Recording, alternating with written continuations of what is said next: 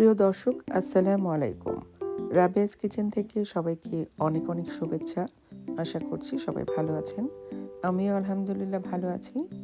আজ আমি আপনাদের জন্য ভীষণ স্বাদের এবং নতুনত্ব একটা রেসিপি তৈরি করে দেখাবো, যা আমার অনেক প্রশংসা কুড়ানো এই রেসিপি, এবং একটা কম্পিটিশনে অ্যাটেন্ড করেও আমি ফার্স্ট হয়েছিলাম।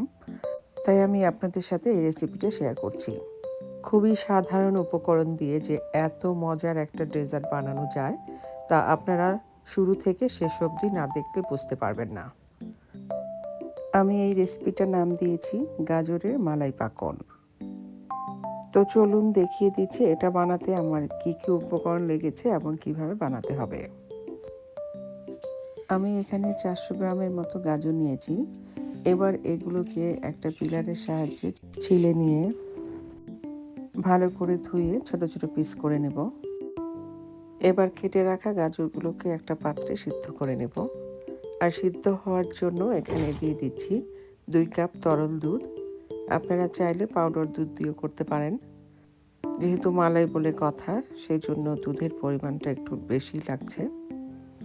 এবার ঢাকনা দিয়ে সিদ্ধ হওয়া পর্যন্ত অপেক্ষা করব। এর মাঝখানে 2-1 বার নেড়ে চেড়ে দিব, যাতে করে তলানিতে লেগে না যায়।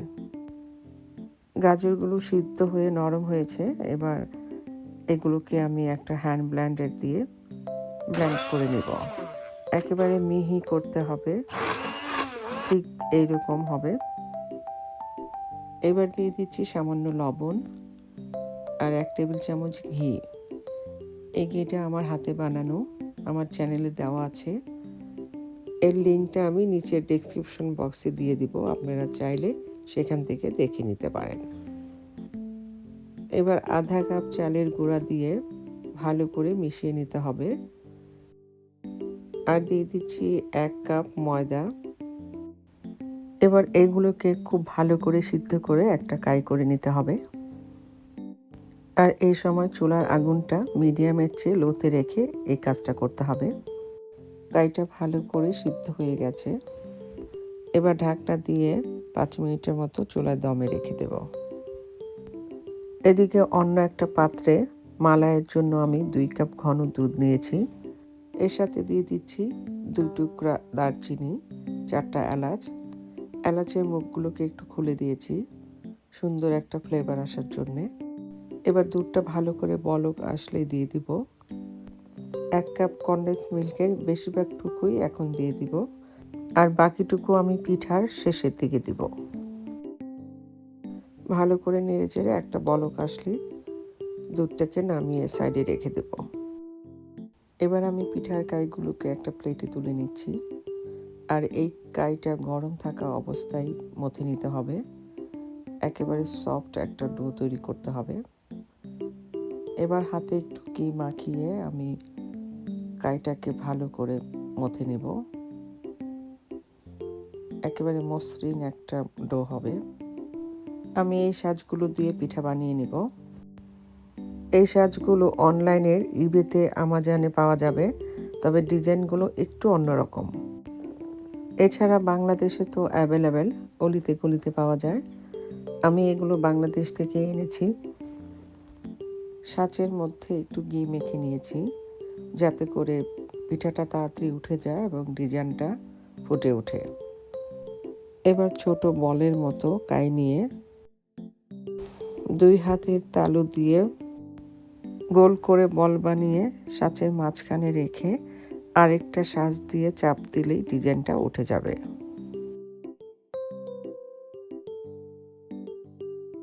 আর সাইড দিয়ে যদি অতিরিক্ত কাইটা লেগে যায়, সেগুলো হাত দিয়ে খুলে ফেলব।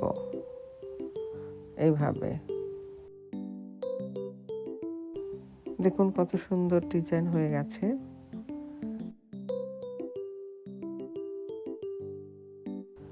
আপনারা আপনাদের পছন্দ অনুযায়ীও ডিজাইন করে নিতে পারেন।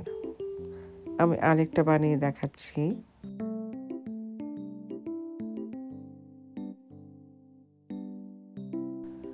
এরকম গোল করে তারপরে মাঝখানে রেখে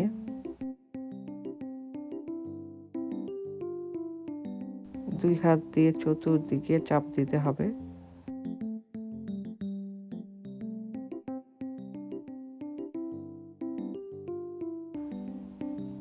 দেখুন এটা আবার সাইড দিয়ে লাগেনি, একেবারে পারফেক্ট হয়েছে।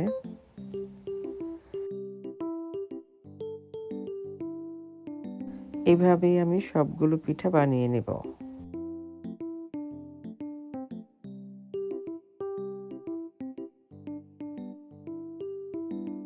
সবগুলো পিঠা আমার বানানো হয়ে গেছে। দেখুন কত সুন্দর দেখাচ্ছে। চুলায় পিঠা ভাজার জন্য প্যান বসিয়ে দিয়ে তাতে পরিমাণ মতো তেল দিয়ে দিচ্ছি। ডুবো তেলে ভাজবো, তাই সেই অনুপাতে তেল দিয়ে দিলাম। প্রথমেই চুলার আগুনটা হাই হিটে রেখে তেলটাকে ভালো করে গরম করে নেব। তেল গরম হয়ে যাওয়ার পরে আগুনটাকে মিডিয়ামে রেখে এক এক করে পিঠাগুলো দিয়ে দিব। খুব একটা ভাজতে হবে না পিঠাগুলো, কারণ গাজর এবং পিঠার কাই দুটাই ভালো করে সিদ্ধ করা। যখনই তেল থেকে পিঠাগুলো ভেসে উঠবে তখন উল্টিয়ে দিতে হবে। বেশি কড়া করে ভাজা যাবে না, তাহলে পিঠার কালারগুলো নষ্ট হয়ে যাবে। হালকা ভাজা হয়ে গেছে, এবার পিঠাগুলোকে তেল ছেঁকে তুলে নেব।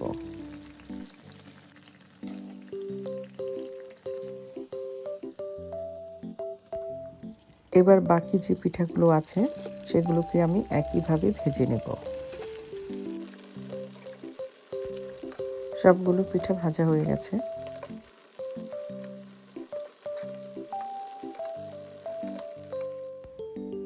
এবার চুলায় দুধটা বসিয়ে একটু গরম করে নেব।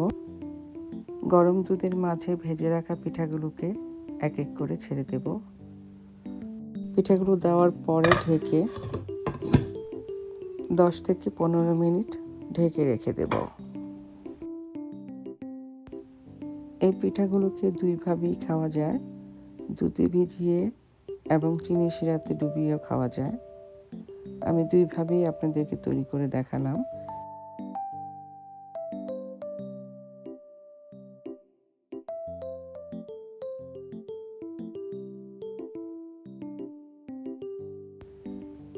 মালাই পিঠাগুলো একেবারেই রেডি।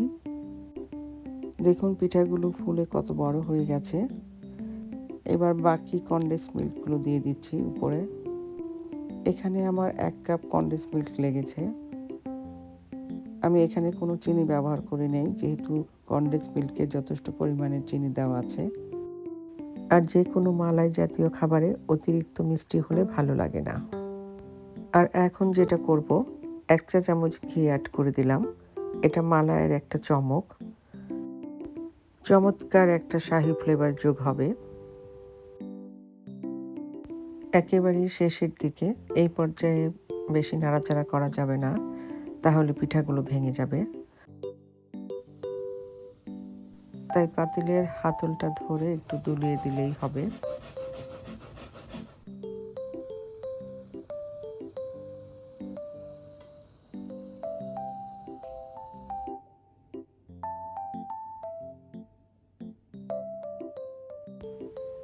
এবার আমি সার্ভিং ডিশে তুলে নিচ্ছি।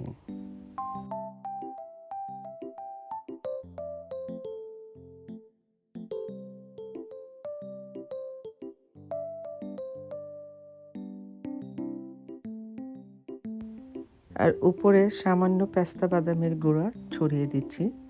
আর বেশি কিছু দেওয়ার তেমন দরকার নেই।